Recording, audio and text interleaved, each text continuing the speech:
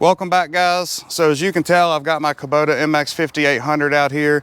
This is a 2016 model, and we just recently tripped over to 600 hours. So 600 hours happens to be a service maintenance interval, and I'm gonna do that today. I wanted to make sure that what I'm doing on this tractor would apply to the new iteration as well. So like I said, this is an MX5800. It's a 2016 model. During those year ranges, they made an MX4800, a 5200, and a 5800. Now they make an MX5400 and a 6000. Basically the identical tractor. They just changed very minor things like where the PTO engagement switch is and different things. They had to change a little bit of stuff because they started offering cabs, you know, for the tractor where these didn't. But everything else, I looked in the manual, the location of everything seems to be the same. So here's the maintenance service interval here for the tractor.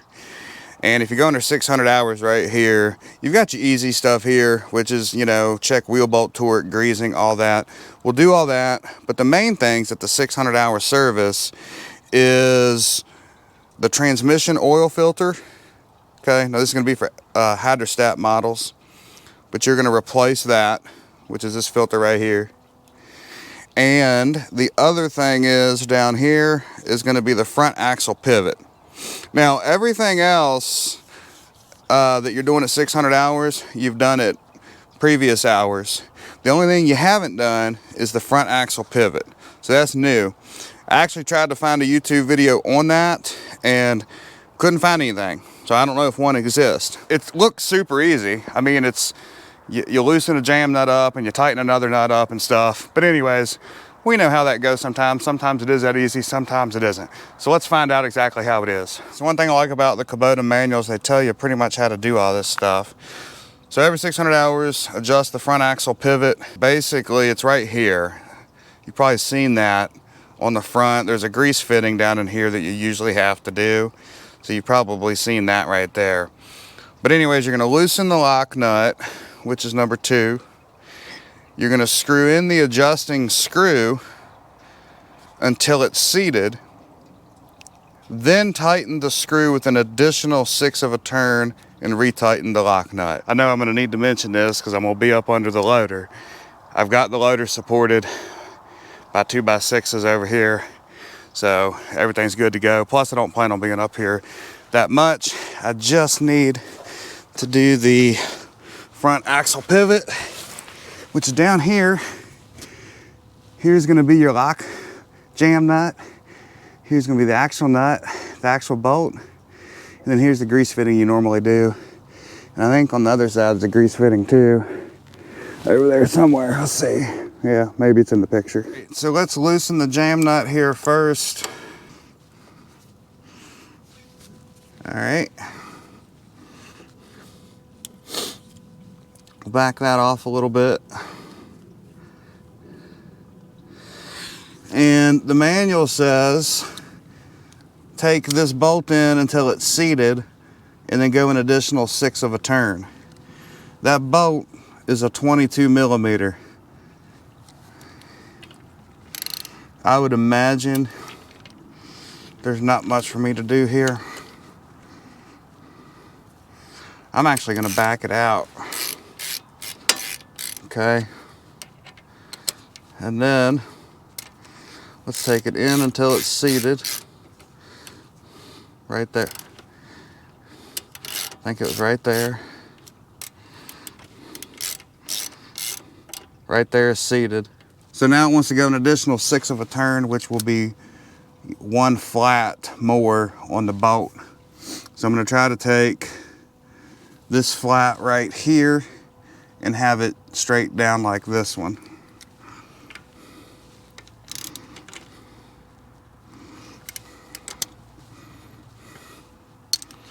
All right, there's just enough paint on that bolt to be a pain in the butt.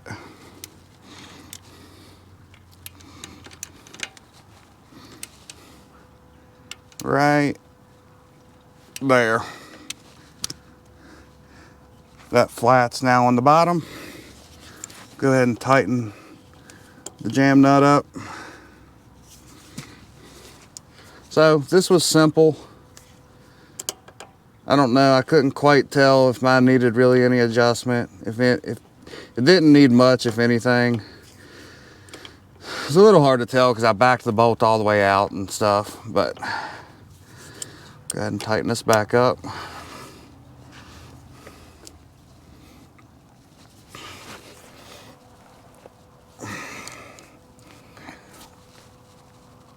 Alrighty, that's tight. Let's move on to the transmission oil filter. So you got the transmission oil filter right here. You're gonna replace it at 600 hours, and it shows you how to do that on page 80. So right here we go, every 200 hours, replace the transmission oil filter. Shows you how to do all that right here.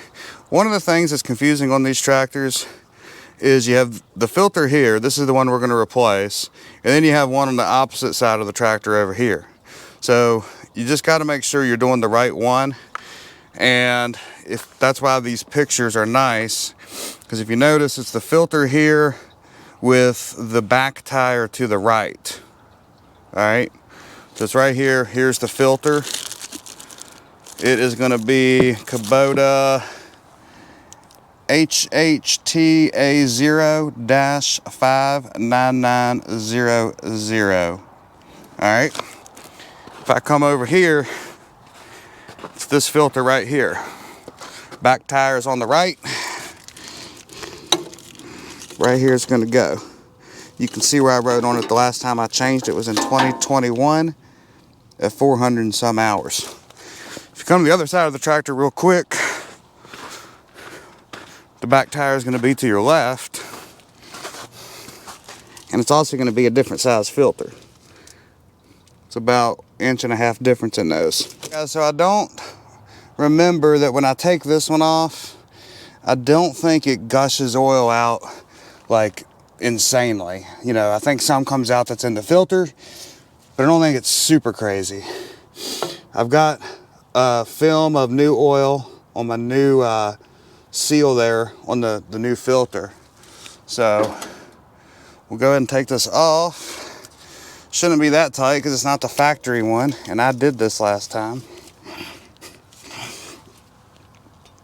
There we go.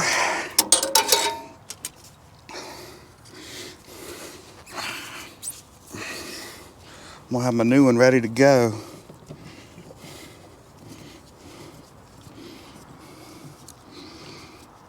Not too much coming out yet. I mean, obviously the filter is gonna be full when I tilt it down, but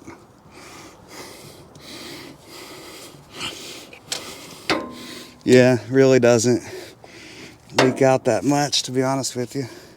Okay, so we had something interesting here. The piece that screws into the tractor right here came out with the filter. So that just unscrews. I don't remember that happening the first time. We'll screw that in right here. Good thing it's not gushing out.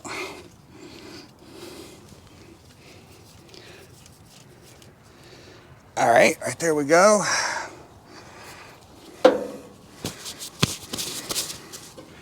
Take your new filter.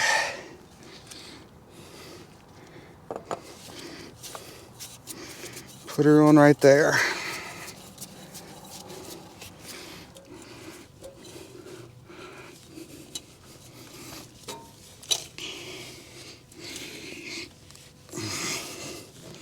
So the front axle pivot and the transmission oil filter is pretty much the two main things. And then you just got your standard stuff up here to do. So I think right now I'm gonna check the wheel torque. I haven't done that in a while. Here's the wheel bolt torques. When I got the tractor, we bought it brand new. As I checked the torques at, I don't remember what the hours were. They needed a little bit, but now we're at 600 hours. They really never need it. It'll be interesting to see if it needs any today. But the rear two here, 2 is 166 foot-pounds, and the front is 108.4 foot-pounds. All right, so I got my torque wrench here. I got it set to 166 foot-pounds. The size socket you're gonna need is 24 millimeter. There's almost no way to do this without a long extension and stuff. I already did the other side. Not a single one of them needed any torque. But it's good to check these because I feel like on these hydrostatic tractors, you can just go from forwards to reverse so fast that I think it's just hard on the wheel studs and lugs and everything. None of these needed anything. All right, let's try the fronts. So on your fronts, you're gonna need a 22mm socket. And likewise, the way it was on the back, I did the other side already, and none of them needed anything.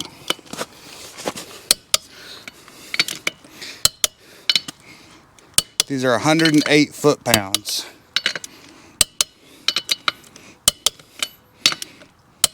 Nothing. So now we're gonna look at adjusting the brake pedal. It never needs it because on a hydrostatic tractor, you don't really use the brakes.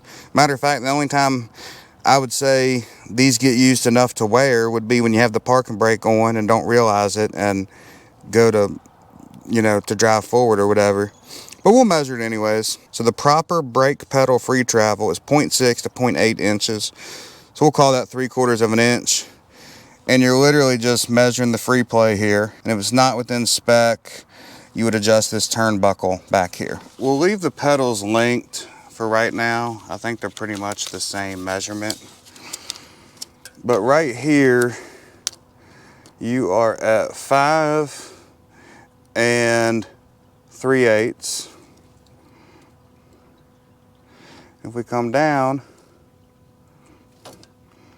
let's try to keep the tape at the same. So you're at 5 3/8. And you're at about 4 11/16. So as I suspected, when you do the math, that comes up to 11/16 of free travel. 11/16 is like 0.68. So we're right in that range of 0.6 to 0.8 inches of free travel. Next thing to do is going to be the air cleaner element, primary element. And you're going to clean it at 600 hours. Page 77. Pull your guard back. Open your hood. Mine needs a good cleaning under here, I can tell you that. Just this whole area. But anyways, so there's writing on here that says top. So you want to remember that when you go to put this back on. There's one back here. Pull this out. I have no idea what mine's gonna look like because it's been, I guess I haven't done it since the last scheduled maintenance. This is the primary, that's your secondary. So the manual tells you to blow this out from the inside out with 30 PSI. So we got some stuff right there. So I got my regulator set to 30 PSI. Just blow this thing out here.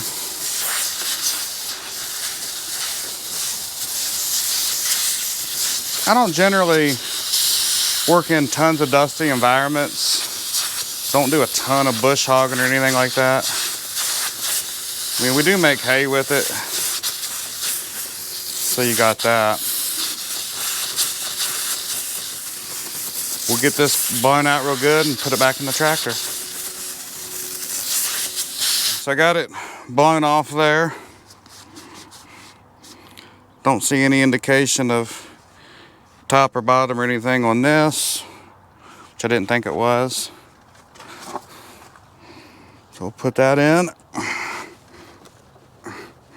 Fits real good and tight. Put this towards the top.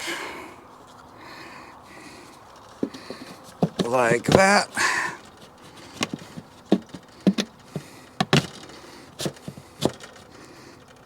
Okay.